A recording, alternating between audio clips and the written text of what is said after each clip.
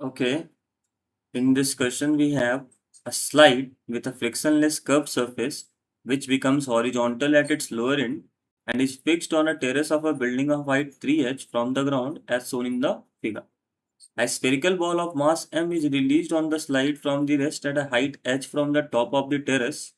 The ball leaves the slide with a velocity u0, that is u0 in the x direction of u0 x cap, and falls on the ground at a distance d from the building making an angle theta with the horizontal.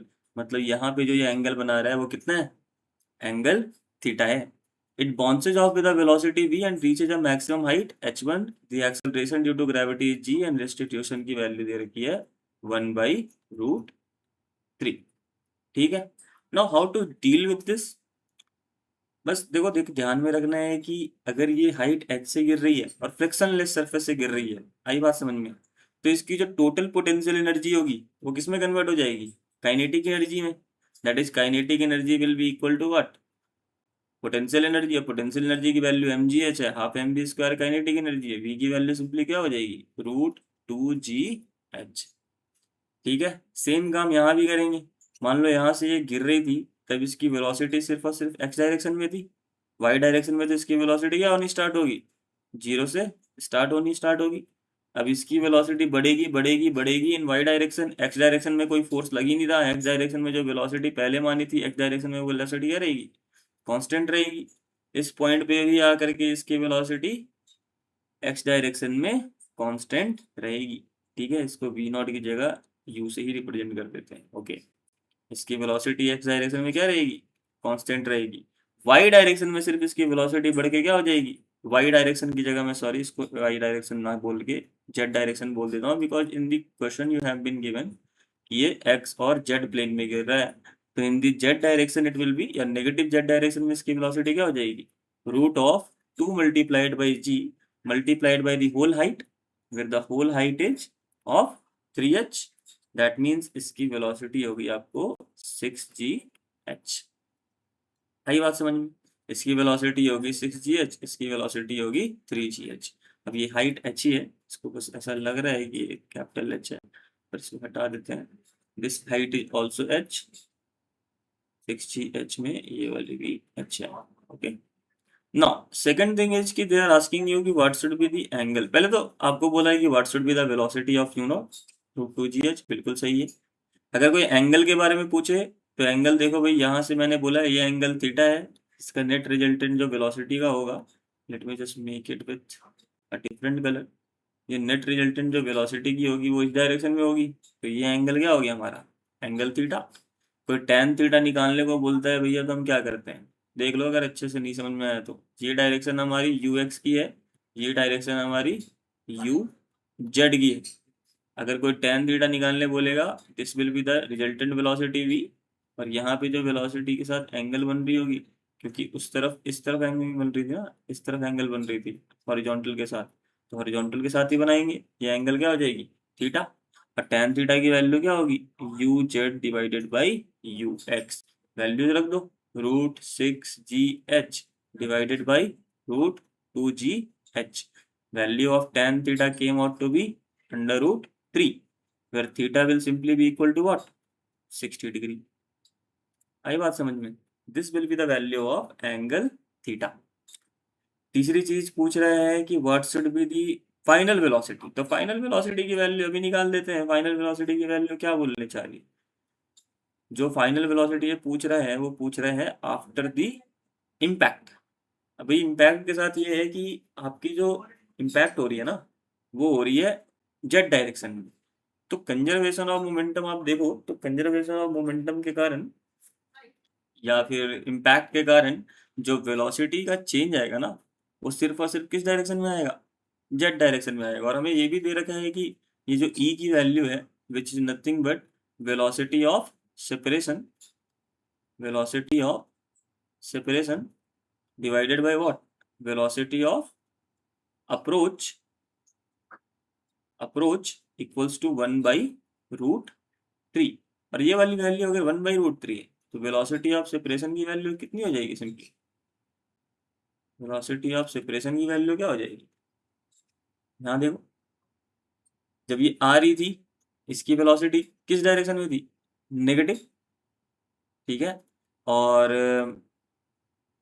इसकी velocity अगर हम निकालने की कोशिश करें approach के साथ, तो वेलोसिटी ऑफ अप्रोच की वैल्यू हो जाएगी 1/√3 multiplied by the value of velocity in Z direction which was nothing but what, value of, तो वेलोसिटी ऑफ सेपरेशन क्या है कि यहाँ पे जो वैल्यू है, ठीक है, इसके दूर जाने की वेलोसिटी, ठीक है, और इसके अप्रोच की वेलोसिटी मतलब इसके पास आने की वेलोसिटी, ठीक है, उन्हीं दोनों की वैल्यूज की बात हो रही है, ठीक है। अगर हम वेलोसिटी ऑफ अप्रोच की बात करें तो 1/√3 multiplied by velocity of approach, that is sorry velocity of separation की बात करें तो 1/√3 multiplied by velocity of approach which will be nothing but value of √6gh, ठीक है। तो ये वाली वैल्यू कितनी हो जाती है simply, √2gh। And in the diagram you can see कि ये डायरेक्शन क्या हो रही है, ऑपोजिट हो रही है जिस डायरेक्शन से वो आ रही थी।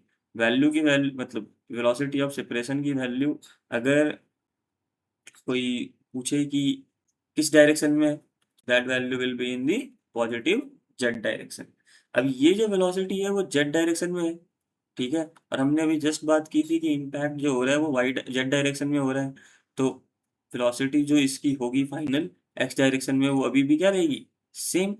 तो velocity in x direction will remain same, that value will be what, √2gh multiplied by value of x cap, that means net velocity जो होगी, नेट वेलोसिटी जो होगी उसकी वैल्यू किसके इक्वल हो जाएगी, √2gh अगर मैं कॉमन लेता हूँ x cap plus z cap, that means that will be my velocity which will be net। तो ये वाला जो क्वेश्चन हो गया है इसमें तो नेगेटिव बोल रखा है, तो this question will be wrong. And the last question या लास्ट ऑप्शन, देखो यहाँ पे पूछा हुआ है what should be the value of D, पहले तो ये पूछा हुआ है what should be the value of h1।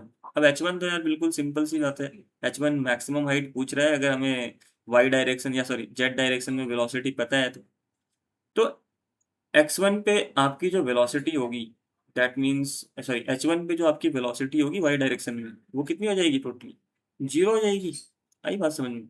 तो सिंपल इक्वेशन ऑफ मोशन लगाओ या फिर फॉर्मूला लगा दो कि maximum height in a projectile motion क्या होता है, तो सिंपल फॉर्मूला लगा देते हैं so that you can understand.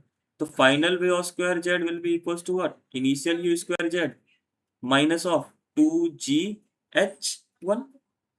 अब मेरे को पता है फाइनल वेलोसिटी तो इसकी क्या होनी है, 0, दैट मीन्स h1 की वैल्यू कितनी होगी, u square Z divided by 2g which is nothing but 2gh divided by 2gh1, sorry not 2gh1 अच्छा सिंपली 2g।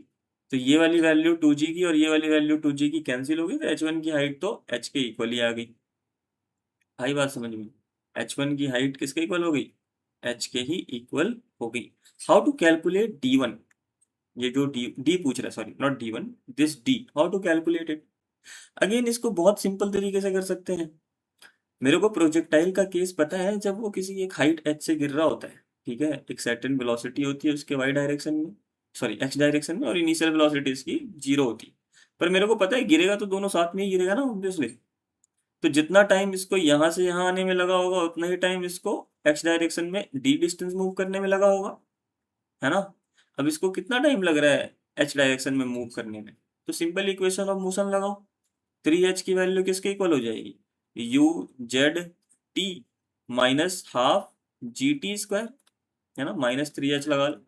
अब यू जेड की वैल्यू तो 0 है, इनिशियली कोई वेलोसिटी थी नहीं इस पे, माइनस और माइनस हो गया कैंसिल, दैट मीन्स टी की वैल्यू किसके इक्वल होगी, 6g multiplied by h under sorry 6h by g, not 6g, 6h divided by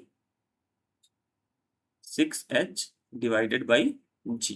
अगर ये टाइम इसको यहां से यहां आने में लगेगा तो यही टाइम इसको यहां से यहां आने में लगेगा, that value of velocity sorry that value of distance d will simply be equal to what, v not या u नॉट x,